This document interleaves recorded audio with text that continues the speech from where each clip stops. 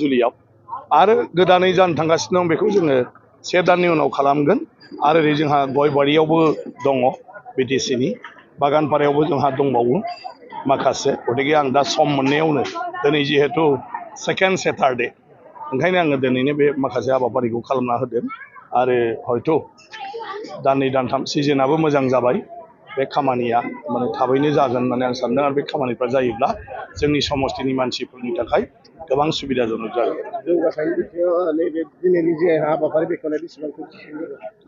बियो गासै हयथ' 8 कौटिसो माने 8 कौटिसोनि जागोन 8 कौटिसो। तामुलपुर जिल्लानि मानसिफ्रा बा तामुलपुर बियाबनि मानसिफ्रा बुङोमोन नोंथाङा जागानि नङा खामानि मावनाय नङा होननानै दायो खिन्थु खामानि मावगासिनो मा बुंगोन?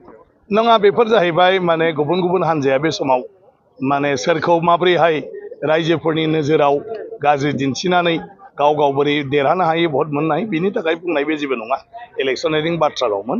तामुलपुरनि रायजोजों आं आगोलनिफ्रायनो सोमोन्दो दं आरो 2001 मायथाइनिफ्राय आं बेवहाय MLAबोमोन आरो बिनि उनावबो आं जेब्लायबो बेवहाय दङ नाथाय बिसायख'थियाव बेबायदिनो बायदिसिना नंथारै बाथ्राफोरखौ बानायनानै बुङो आरो दा बयबो दिनै माने ज' आंजों ओंखारफादों जोंनि जायगानि जौगाथायनि खामानि मावनायनि थाखाय आरो बेबायदिनो आं सानो जे तामुलपुरखौ बे 5 बोसोराव जोङो मोजां माने जौगासारनाय खालामनो हागोन। सार तामुलपुर जिल्लाजों बे गरेस्वरा फोनांजाब बेवहाय पुथिमारि दैमायाव दालां गैया जोबोद जेंनाजों भुगिनांदों मा बुङो?